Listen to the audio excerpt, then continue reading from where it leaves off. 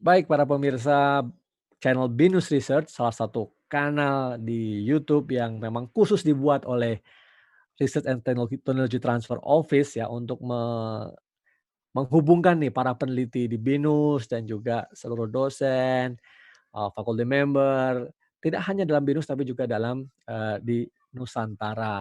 Baik, bagi yang belum subscribe silahkan ya subscribe ya agar kita makin berjaya ini ya.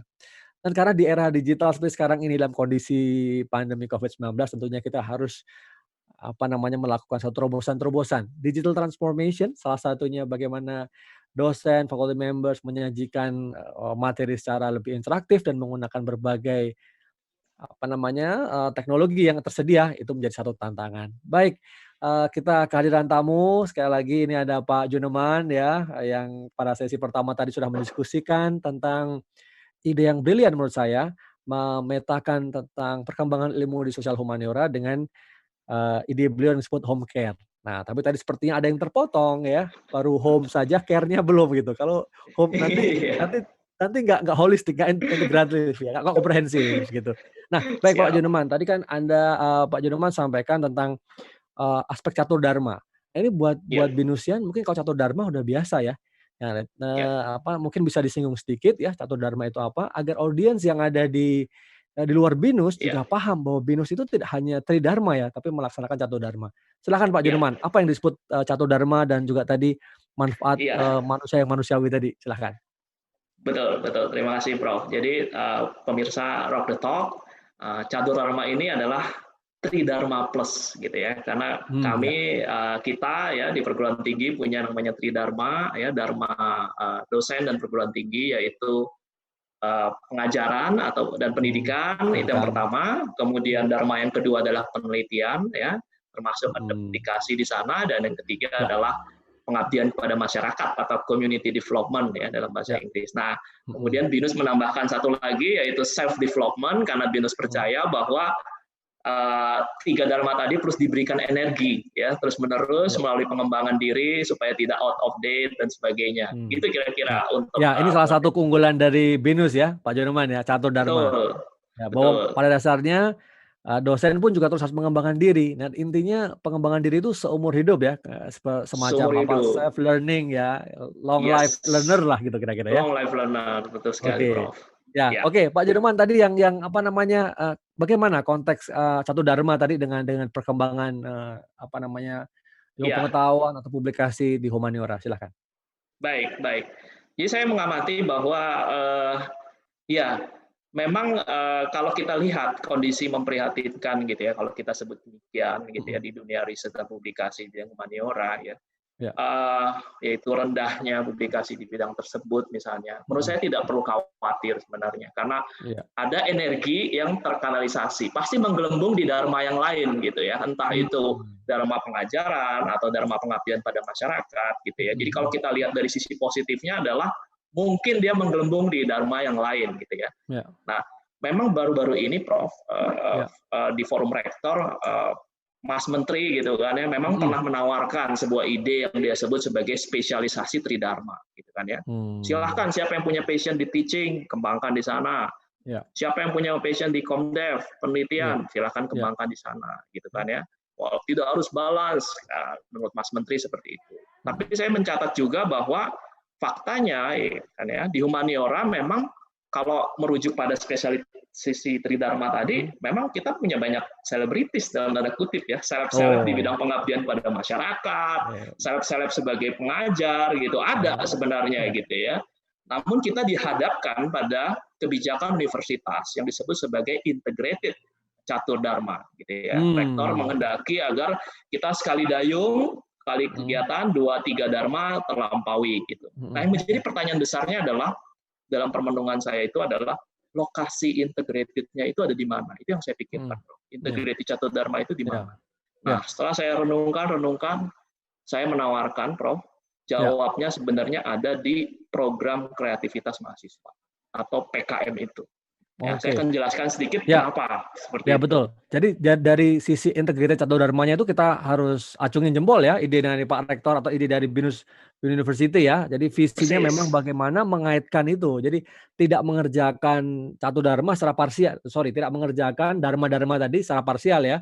Nah, Betul, tadi betul, betul. ternyata ditangkap juga ya oleh, pemerintah dan ini idenya Pak Juneman salah satunya bagaimana Iya, mengintegrasikan itu di PKM. Nah, gimana itu iya. biar teman-teman BINUSian dan Yes. juga para faculty member di luar sana bisa dapat inspirasi ini, gimana Pak Juneman? Siap, siap. Ya, Jadi begini, karena saya reviewer nasional juga mhm untuk mhm, PKM, program kreatif ya mahasiswa di ya Kementerian Pendidikan dan Kebudayaan, saya ya, melihat bahwa integrated catur dharma itu bukan hanya integrated catur dharma saja, tetapi mhm, juga melibatkan mahasiswa di sana gitu kan ya. ya ya ya, Sebagaimana kita ketahui ada 5 jenis PKM. mhm PKM artikel ilmiah, PKM mhm penelitian, PKM gagasan tertulis. Nah, ini mhm. nuansa-nuansa riset dan publikasi ada di sini nih.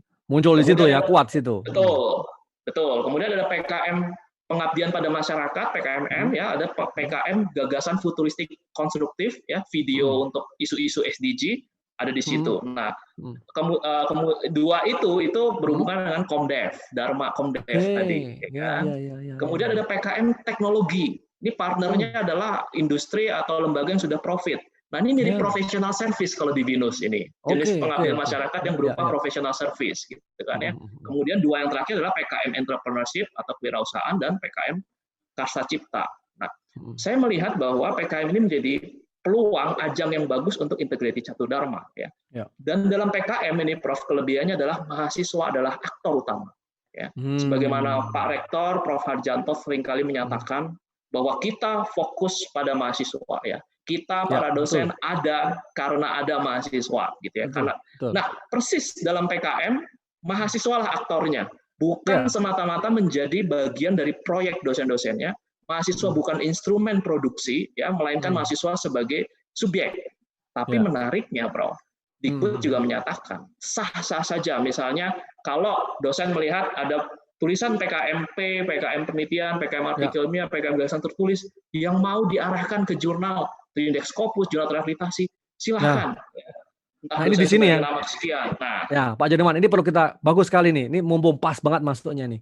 Nah, siap. ini sebenarnya ya, kan kita harus menepis keraguan bahwa seringkali dosen merasa, ini kan karya mahasiswa sehingga kita namanya tidak perlu masuk gitu ya, Ya, atau apa kita harus izin mahasiswa. Nah, apa mitos-mitos ini yang menurut saya perlu kita rubuhkan ya, karena ya, bagaimanapun juga mahasiswa itu ada dalam hal ini sebagai subjek, memang dia aktor di depan, kita kan ya, membimbing ya. Jadi itu menurut saya betul. kontribusi kita ada dan itu layak dan apalagi tadi sudah ada misalnya semacam guidance dari kementerian bahwa itu silahkan kalau mau dikembangkan sebagai, suatu Ya, artikel ya atau produk-produk lebih lanjut. Gimana pandangan Pak betul. Junman? Mhm. Pintunya dibuka, Prof. Intinya Ya, pintunya dibuka karena program kreatif mahasiswa itu adalah kerjasama antara mhm. mahasiswa dengan dosen pendampingnya, begitu ya. Wah, Nah, mantap ini, kerjasama ya. ini yang harus dimulai sejak dini gitu. Mhm Maka mhm. saya melihat dalam kaitannya dengan program BINUS misalnya skripsi ditransformasi menjadi Mhm. artikel jurnal itu baik gitu ya. Ya Tapi ya saya ya. melihat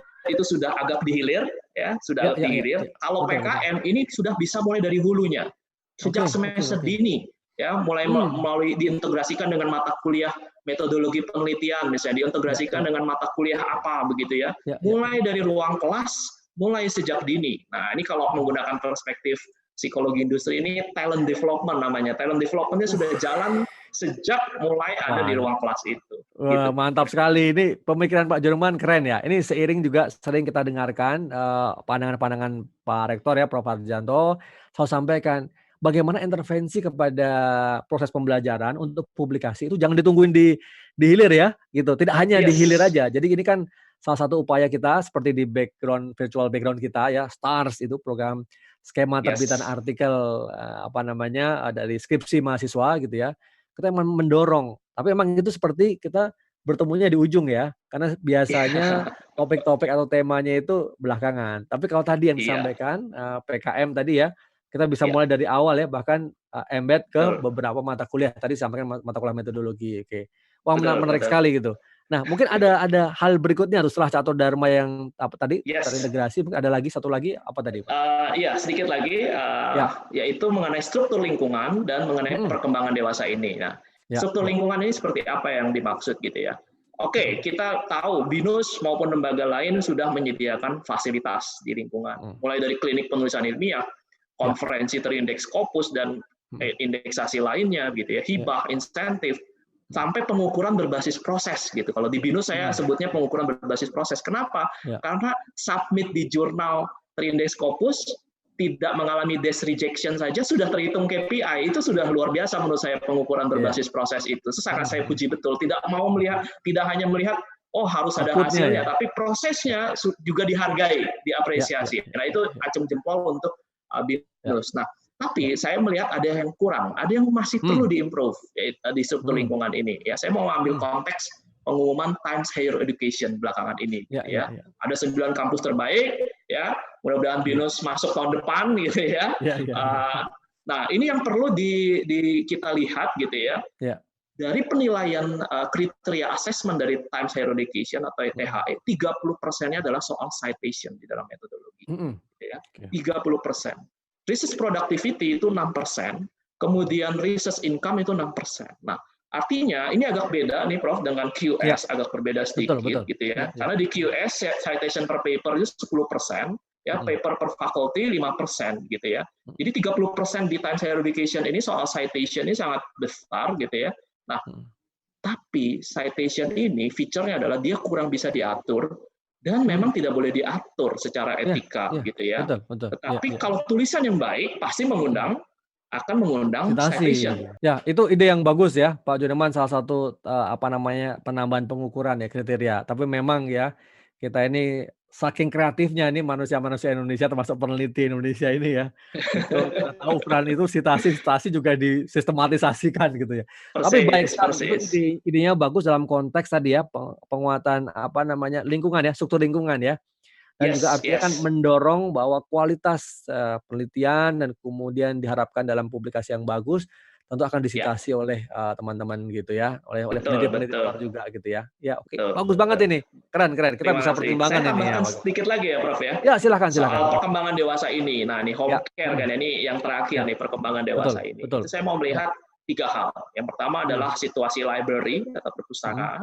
mhm, Yang kedua adalah perkembangan sains terbuka, dan ketiga adalah artificial intelligence, begitu ya. ya, Nah, dari sisi situasi library, gitu ya, menurut saya perlulah, gitu ya, mhm, faculty members itu dimanjakan dalam tanda kutip dengan mhm, subscription database, gitu ya, mhm, mhm. Ya, database bacaan. Nah, saya mengamati misalnya Scopus itu sebenarnya hanya metadata, dia kan terbatas pada metadata. Tidak betul. apa-apa kita Mhm, subscribe di sana karena untuk melakukan analitik ya, data mhm, analitik mhm, mengenai kekuatan mhm, kita dengan keywords dengan apa gitu betul. ya.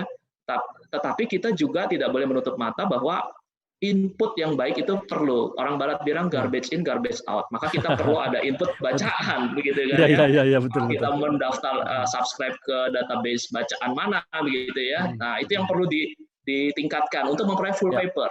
Saya oke. menyadari memang belakangan ini ada sebuah situs yang hub-hub dalam tanda kutip gitu ya, Ya, ya. tapi itu kan Mhm. ilegal gitu ya. Betul, betul. Jadi Ya, bentrok dengan religiusitas betul. kita sebagai Ya. manusia gitu ya. Nah, maka perlu dipikirkan mengenai apa namanya database bacaan Mhm, yang bisa memanjakan para faculty members mhm, ya tenang mencari bahan bacaan di sana. mhm, Gitu. Itu yang mhm. pertama mengenai Ya, situasi library. Kemudian yang oke. kedua adalah saya singgung secara cepat mengenai perkembangan sains terbuka gitu ya, di Mhm, mana apa arti pentingnya sih untuk mengimprove kualitas tulisan? Karena di ya, dalam sains terbuka atau open science ini ada yang namanya mhm, pre-registration, mhm, rencana penelitian kita detail ya dari mhm, awal gitu ya, mhm, dan diumumkan kepada masyarakat untuk mhm, dikeroyok rame-rame, untuk dikritik rame-rame mhm, sebelum diserahkan ke peer reviewer jurnal atau sambil menanti mhm, peer reviewer jurnal gitu ya. Jadi ini praktek yang baik yang sudah berkembang di dunia barat ya, mhm, pre-registration ini, dan menjamin integritas atau etika karena mhm. nanti hipotesis yang sudah direncanakan tidak bisa diutak-atik lagi begitu ya.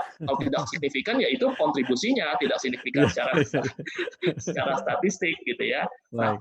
saya mencermati di Mhm, lingkungan terdekat katakanlah gitu ya, mhm, forum-forum untuk keroyok bareng-bareng ya, mhm, rencana penelitian yang sudah yang sedang dirancang mhm, begitu ya. kami punya forum namanya Brown Bag misalnya, tapi saya jarang sekali mendengar Mhm. misalnya ada sejawat kami yang mahasiswa S3 kemudian Mhm. sharing penelitian disertasinya.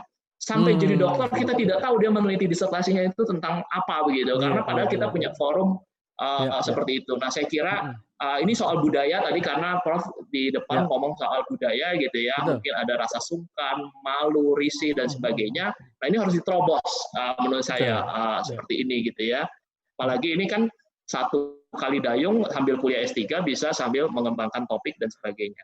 Dan yang Iya terakhir iya. adalah artificial intelligence, tentunya Mhm. itu teman-teman IT lebih Mhm. bisa memberikan pendapat di sini bagaimana bisa penelitian-penelitian social science Mhm. berkombinasi dengan AI, dengan big data, machine learning dan sebagainya. Intinya Mhm. sih manfaatkan perkembangan soal itu gitu ya. Iya. Kita kenal ada satu bidang namanya digital humanities. Nah, itu yang perlu Mhm. juga dikembangkan. Saya kira itu Prof secara garis besar home Iya iya. care itu. Iya. Ya, Iya, baik, baik. makasih sekali dah ide, apa, home care ini ya, kita jadi, apa namanya, memahami secara komprehensif ya dari hulu sampai hilirnya gitu. Nah, Ya, teman-teman semua yang menyaksikan acara ini, ya tentu juga bisa mendapatkan inspirasi ya, manfaat dari kegiatan ini ya, kita sharing, tentu ini salah satu ide yang disampaikan oleh Pak Juneman.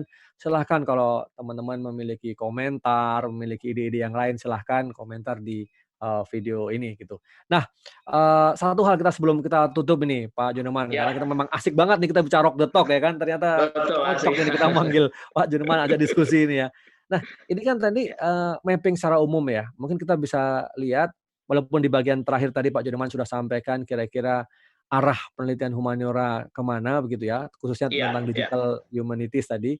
Nah, mungkin ya, ada suggestion yang lebih praktikal gitu ya. Kita kan kadang-kadang gini, dosen ya, itu banyak yang, kita harus akui bahwa kompetensinya itu kan berbeda-beda. Artinya ada yang ya, baru entry level ya, baru selesai apakah S2 atau masuk S3 juga baru menjalani sebagai dosen, mungkin juga risetnya yang serius itu waktu ketika dia S3 gitu ya. Artinya kan ya, ya, perlu ada semacam apa ya, pembimbingan gitu. Nah, itu juga ya, mungkin mengalami satu apa, butuh proses yang apa namanya, ya ya, dorongan ya, ya, yang berbeda dibandingkan mungkin yang sudah lama berkarya gitu, berkarir sebagai dosen gitu ya. Nah, ya, ya, kalau memetakan yang lebih konkret lah, kalau mungkin buat yang baru masuk, ya ini kan penting karena yang ya, lihat yang menyaksikan acara ini juga berbagai macam, dosen gitu ya. Nah, gimana ya, kalau apakah ada tips gitu ya, yang baru masuk sebaiknya gini gitu ya? ya, Ada nanti yang udah senior, biasanya gini, yang senior biasanya kalau humaniora itu memang yang suka reflektif itu lebih besar gitu ya, lebih suka merenung-renung ya. Kemudian tadi ya, muncul ya. dengan buku gitu ya. Nah, buku ini, saya Betul, betul. ya izin juga sedikit menyampaikan, apa, mengelaborasi tadi tentang memang kecenderungan kita arah ke artikel jurnal itu bukan hal yang salah, tapi memang market driven ya dan juga, eee, Ya, mungkin budaya di kita itu penghargaan terhadap buku itu mungkin, agak kurang dibandingkan dengan artikel. Itu mungkin salah satu poin ya. Kalau di ya, luar ya, kan, di luar sana ada artikel jurnal juga dihargai oke, kalau kita punya buku, bahkan yang best seller pun juga oke juga kan, ya. untuk Betul, diseminasi ide betul, kita. Nah, mungkin betul. gimana tuh Pak Juneman, mungkin ada tips, konkret lah 1, 2 hal gitu untuk para Ya, peneliti muda, humaniora maupun yang okelah, ya. ya middle lah kalau nggak senior nanti kita kualat kalau kita kasih saran untuk yang senior ya. Baik, baik, baik. Ya Saya akan address dulu isu yang terakhir tadi, Prof, ya ya ya. mengenai buku dan tulisan yang lebih panjang ya, biasanya yang Mhm reflektif mhm itu begitu ya. mhm. Saya melihat dunia perkembangan publikasi dan penerbitan sekarang sudah mulai mengakomodasi, Prof. Oke Monografi semacam itu. Saya ambil oke. contoh konkret, misalnya silakan dicari teman-teman namanya Mhm Sage Open Long Form, ya, Sage Open Long Form. Nah, mhm. ini panjang tulisannya itu boleh lebih dari biasanya yang 3.000 sampai 6.000 kata itu gitu ya. Jadi ada Oke. chaptering seperti di buku gitu ya. Mhm Nah, itu mhm salah mhm. satu contoh perkembangan global ya, bahwa sebenarnya Oke. perkembangan global juga mencoba untuk mengakomodasi diferensiasi atau ragam dari jenis-jenis publikasi ilmiah ya. Mhm. Itu adalah saya terhadap Oke. yang terakhir tadi gitu ya. Ya. Nah, kemudian tips saya itu sebenarnya sederhana untuk Mhm teman-teman yang baru memulai. Kalau yang sudah apa namanya sudah terbiasa gitu ya, itu mungkin tidak begitu kesulitan. Tapi mhm. untuk yang baru mulai, saran saya sederhana sekali, mulai dari observasi pengamatan sehari-hari terhadap apa yang ada di masyarakat. Nah, sekarang kan Iya COVID iya. mengubah segalanya. COVID-19 Betul. ini mengubah Iya iya. segalanya. ya kan? Jadi kita hidup dalam sebuah era baru. Artinya apa? Artinya perlu riset-riset yang baru ya. Ya, ini semacam blessing in disguise ya kalau boleh disebut gitu ya. Karena kemudian situasi seperti ini mengubah segalanya gitu ya. Ternyata yang mengubah cara pembelajaran kita, yang berhasil mengubah pembelajaran kita bukan siapa-siapa, ternyata si COVID-19 ini gitu kan ya. Nah, kita bisa mengamati diskursus atau wacana masyarakat. Yang paling sederhana, misalnya anak muda kan sering main sosial media, Bro. Twitter misalnya gitu kan ya. Kaum akademikus sering main Twitter gitu kan ya. Kemudian Instagram ya kan. Kemudian Facebook begitu ya. Dari situ bisa diamati wacana masyarakat gitu ya, apa yang berkembang, kegelisahan, kemudian propose, suggestion dan sebagainya yang bisa dikaitkan dengan topik-topik humaniora atau social sciences yang dipelajari selama ini gitu ya. Saya ambil contoh konkret misalnya salah satu mahasiswa saya yang mengerjakan PKM itu ya, dia berangkat dari pengamatannya sendiri naik KRL kereta gitu ya, di mana orang yang kemudian bersin kemudian mengalami perlakuan tidak menyenangkan dari sesama penumpang KRL gitu ya, ada perlakuan tidak menyenangkan, komentar tidak menyenangkan, kemudian direlate oleh dia ke topik psikologi sosial. Pak Jun pernah ngajar apa nih gitu kan ya, mungkin soal prejudis begini, soal prasangka, sosial prejudis. Nah, dia mulai mengangkatnya ke taraf konseptual, ke taraf variabel begitu ya. Nah, hal-hal semacam ini membutuhkan kepekaan ya, dan syukurnya kita sekarang data begitu banyak, informasi begitu banyak, tinggal bagaimana kita memetakan, merelate-nya dengan apa yang sudah kita pelajari. Saya kira itu titik mulainya ya. Kalau yang lain-lain soal kolaborasi, soal klinik penulisan, itu sudah semacam lintas disiplin ilmu, semacam magic words kita belakangan ini gitu ya. Tapi kita tetap memerlukan kepekaan, sensitivity dalam mengamati sehari-hari. Karena riset kita untuk apa lagi kalau bukan untuk dibaktikan lagi kepada masyarakat. Jangan sampai kita merawat ungkapan bahwa ada elitisme di perguruan tinggi, ada menara gading di perguruan tinggi. Kira-kira begitu, Pak. Betul, itu cocok sekali dengan visi misi BINUS 2035 ya, Pak Juneman ya, fostering and empowering the nation gitu ya. Nah, ini menarik sekali ya. Terima kasih Pak Juneman, luar biasa, memang rock the talk. Itu memang memilih orang-orang yang hadir yang tidak hanya berkarya dalam tulisan-tulisan, tapi juga bagaimana bisa melihat secara holistik ya, dari ujung sampai pangkalnya sampai akhirnya, bagaimana ilmu pengetahuan tidak hanya untuk dirinya sendiri, tidak hanya untuk bidangnya, tapi juga untuk kemaslahatan umat atau umat manusia. Hal ini sesuai dengan visi misi BINUS 2035, fostering empowering, membina ya dan juga memberdayakan ya seluruh masyarakat Indonesia, luar biasa. Dan di RTT itu adalah melalui research, melalui publikasi, melalui penguatan hak kekayaan intelektual, dan bahkan komersialisasi sampai saat ini. Baik Pak Juneman, tentu kita tidak akan habis-habisnya kalau kita berdiskusi ya. Saya mengucapkan terima kasih. Betul sekali. Ya. Saya senang sekali ya atas kehadiran Pak Juneman, memberikan inspirasi, pencerahan. Tentu kita akan ketemu lagi dalam forum-forum yang lain dengan topik-topik yang lain ya. Kayaknya kalau Pak Juneman hadir ya, membahas misalnya tadi tentang publikasi khusus gitu ya, tentang riset, mungkin tentang PKM akan sangat menarik. Nah, itu yang bisa kita sampaikan, kita diskusikan pada kali ini. Waktu juga yang akhirnya harus membuat kita untuk berpisah ya. Tapi jangan lupa teman-teman semua, para BINUSian maupun juga para faculty member, dosen, peneliti di luar BINUS yang menganggap bahwa ini bermanfaat, silahkan. Jangan segan-segan untuk melakukan subscribe ya, like dan juga share. Kita bagi. Jangan ilmu pengetahuan itu tidak boleh kita keep untuk diri kita sendiri ya Pak Juneman ya. Iya. Boleh saya tambahkan sedikit, Prof? Oh ya, silakan. Betul gitu ya. Jadi closingnya silakan Pak Juneman. Kita perlu tadi saya sudah sampaikan beberapa hal gitu ya. Insya Allah kita bisa menjadi yang terdepan ya. Indonesia banyak sekali keragaman, banyak kasus-kasus unik yang hanya terjadi di Indonesia ya. Mari kita bikin penelitian kita sehingga orang Barat itu harus datang ke sini kalau mau belajar tentang Indonesia gitu ya. Saya pernah dengar soal misalnya orang Barat tuh takjub dengan patung polisi, Prof, yang ada di mana-mana gitu ya. Bagi mereka, bisa ya masyarakat diregulasi dengan patung polisi gitu ya. Dan sempat ada penelitian social representation terkait dengan hal ini. Jadi orang Barat harus ngelmu di sini, harus menyimak di sini. Nah, itulah yang tadi saya bilang, kekuatan kualitatif kita. Silakan kalau punya pesona kuantitatif, terpesona, mendalami dan sebagainya. Tapi mix ya antara kualitatif yang memang kekuatan humaniora ya. Kita harus punya kepercayaan diri di sana. Gitu, Prof.